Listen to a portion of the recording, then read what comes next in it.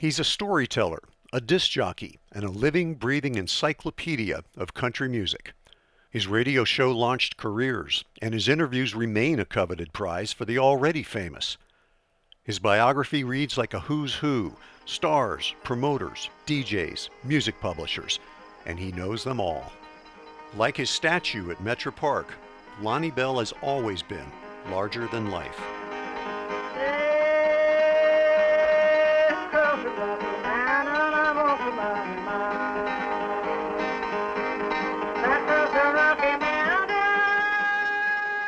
Mama didn't much like saloons, but it was her idea. So by the time Lonnie Bell was 10, he was picking and singing country tunes for miners' tips outside a tavern in West Virginia coal country. He had no interest in following his father and brothers into the mines, so with his parents' permission, Lonnie joined the United States Navy at age 16. He trained on PBY Catalina flying boats and was soon stationed aboard the USS Albemarle in the North Atlantic, the start of a 20-year career. Our commanding officer put out an order. He wanted 3 people aboard the PBY at all times. He wants people on there 24 hours a day. This was during the time that they were chasing the German battleship Bismarck. This squadron had been in that chase. I wasn't personally in it because I was just a young kid. I was still mess cooking, of course, and compartment cleaning. And he joined the crowd himself, our commanding officer did. He was a rear admiral. And he went out and come a big storm. And 5 days later, a boat picked him up and brought him back aboard the ship. And everybody was standing at the top of the gangway on to greet him, because we were almost wondering what he was going to say, you know. So when he gets to the top one, he turned around and looked back out in the fog, and the weather there couldn't get no worse.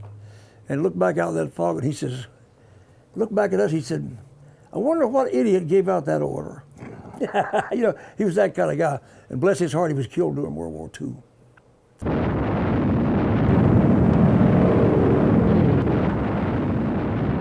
When they bombed Pearl, I was in the North Atlantic that morning. Our executive officer, Mr. Nichols, he says, everybody be sure your insurance is in good shape. He said, we're leaving for Pearl at noon. We landed over there, got over there, and it was the 7th day of January. It'd been 1 month exactly. It took me a month to get there. For the next 2 years, Lonnie and the PBY crews flew scouting missions, 800-mile patrol loops across the vast Pacific, searching for the Japanese. When we found them, we'd report the location, and then the fighters would come and take care of them. But we were setting ducks. Our planes were slow, and if the Japanese saw us first, we had a hard time making it back to safety. You're listening to country music DJ Hall of Famer Lonnie Bell on Lonnie Bell's Classic Country on KGHL Billings. Okay, good morning, everybody. Lonnie Bell's Classic Country is on the air. And Ed, are you all in one piece? What's the weather look like? Country music would take Lonnie to 12 different radio markets, where he developed a loyal following and the good ratings that came with it. Ironically, it was Lonnie's retirement 32 years ago that gave birth to Montana's longest-running classic country program. All right, Lonnie Bell's Classic Country. With Ed McIntosh cueing the music and working the phones, Lonnie Bell's Classic Country Show is broadcast Sunday mornings on KGHL in Billings. Heartbeat of time. I can't stop this long. His future in the music business began to come into focus right after the war.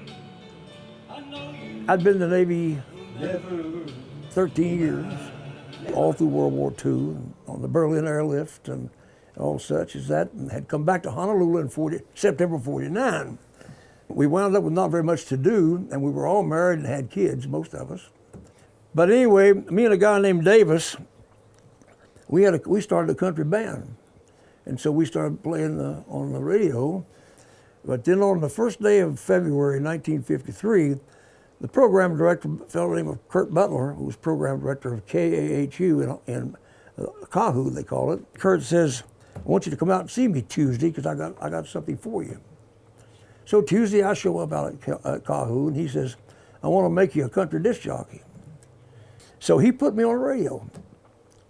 And he'd run the board, and he gave me the commercials and told me to do the commercials. So I read the commercials and he did the board. And he did that with me for 2 weeks before I got where I could run the board. And then I was on every day from 11 to 1:30. And in 8 months' time, I was #1 in Honolulu. And all the advertising agencies in Honolulu come to see me and want me to have me cutting spots. And I was getting $28 for cutting spots for a minute, for a minute spot. And I was doing real well. I worked there 18 months like that.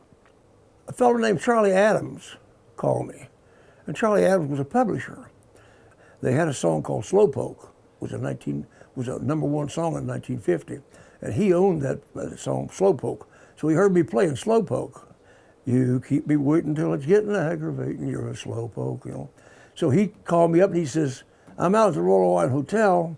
And he says, I'm Charlie Adams. He said, I'm a publisher. And he said, I want to meet you. So Charlie took a liking to me. He was an older man. And he said, you're doing a pretty good job here. He said, everybody in town's talking about you. Well, naturally they would, because we're people playing Hawaiian music and brass skirts. Here I am playing Bill Monroe, you know, and Lester Flatt and Earl Scruggs, no kidding. And I had played Jim Reeves' first record. I'd played Eddie Arnold's latest record. And they all started sending me telegrams and talking to me. My hat was 4 sizes bigger, you know. And he says, I'm going back to the States. He said, is there anything I could do for you? And I said, yeah, get my picture in that cash box. He said, well, get me an 8x10 and I will. And in March 1954, my picture was in Cashbox magazine. That's the power these guys had. DJs like me and Biff and, you know, and we were still working for wages, and we still are, you know. The thing I'll never forget, of course, was the Elvis Presley thing. Elvis Presley, of course, and what happened, every day when I'd go into work, the mail would be there, and I'd get my 78s by mail. And at that time, I didn't even know you should do this. I would just open up the record and take the 78 out, and I wouldn't even listen to it. So I opened it up, and here it's just 78, and it didn't have any pictures or anything with it, you know. But it says Blue Moon of Kentucky. Well, Blue Moon of Kentucky, I knew that was a Bill Monroe song. That was one of Bill's old songs. Blue Moon of Kentucky, keep on shining, you know. Okay. So I said, well, I got a new guy here named Elvis something or other. I said, it's either Presley or Priestley. I said, he spells it the same way I did a car dealer in my hometown when I was a kid, but if anybody knows his name, give me a call. Well, nobody called me because nobody ever heard of the guy before. So I started it, and here he come. Hey, I said, Blue Moon of Kentucky, he won't shout. So I started looking around to see where Harry's at. Harry Inshu owned the station, see, him and Kurt Butler. So I started looking around to see where they was at. I said, I'm going to get fired for sure now because this is not country music, you know. This is terrible. And he's going at it, you know. I said, Blue Moon of Kentucky, keep on shining, you know. And man alive, I thought, and so it finally ended. Nobody said a word. Phone didn't ring. It ended. And when it ended, I went right on with my show, you know. So about 10 minutes after it ended, I had a call. And this kid was working at the barracks he was a compartment cleaner down at the Pearl Harbor barracks down in Pearl Harbor. He said, hey, Lonnie, I said, how about playing that guy, does that jumping again? I thought that's pretty good, I like that. I said, you like that? He said, oh yeah, that's great. I said, that guy was good, man. I said, well, he said, who is that guy? I said, I don't know. I said, I have no idea who he is. But I was sure, if you want to hear it, I'll play it, man. So I started playing it, and so I started getting requests for it. About the time all this happened, a boy named Billy Cargill out of Bryan, Texas, him and his wife Laura were friends of ours. He was the lead guitar player, and he played in my band. She said, boy, there's a good-looking young man here that's just blowing them away. So he's a real good-looking teenager. She said, just barely a teenager. She said, he's just so good-looking you can't take your eyes off of him. You know, she was that kind of a gal. You know, she's a great gal. Them Texas girls are all good people. I loved them all, you know. And Billy was too, of course. They were all young and having a good time, you know. So then I found out he was a youngster. And I was glad I did because I thought he was an old guy trying to make a comeback, you know. And so then what happened, I come back to the States and I got in touch with Charlie Adams, and Charlie took me to Nashville, introduced me to everybody that I'd ever played records. But I never did run across Elvis. And years later, my wife Marty and I have been married now 52 years. Before Elvis died, several times she'd say, you know, you ought to write to Elvis and tell him about that, you know. And I said, oh, don't worry about it. I'll run into Elvis one of these days and I'll tell him. And I'd go to the convention and she'd say, well, now see if Elvis is there. I said, tell him. She played his first record. She said, knowing Elvis, he might give you a new Cadillac or something. And she was partially joking, of course. We just put it off, and I kept putting it off and never dreamed the guy would die when he was a young man, you know. And so then one day he comes into Rapid City. So we decided we'll go to Rapid City and meet Elvis. We've never met him. Well, come time to go, I had to do something else. I had a remote or something. And I said, we can't go, so we didn't go. Next thing we knew, Elvis is dead. And so it was, to this day, I really hated that. That was the thing about Elvis. Lonnie was still in the Navy in 1957 when he was transferred to Whidbey Island, Washington. He soon had a band, and that band needed a singer. So I said to Bill, Bill, we need another singer. And so Bill said, well, I know where there's I know where there's a woman who can sing pretty good. He said, but she lives up in Custer. And he said, she works down at the American Legion Club in Bellingham on Wednesday night. And he said, I've been going down there and playing fiddle with them. And I said, really? I said, is she good? He said, yeah. He said, I like her. I said, she's pretty good. He said, but she sings a lot like Kitty Wells. And he said, I know that you're not, you know, you're too sharp for that. And I said, yeah, Kitty's all right. I like Kitty Wells. He said, you got to come see her. He said, we'll be up there Wednesday night. About 9 o'clock, and there wasn't nobody in the place. Or you had to go. I played a lot of honky-tonks in my life, and the honky-tonk crowd don't get there till 10:30, that's for sure.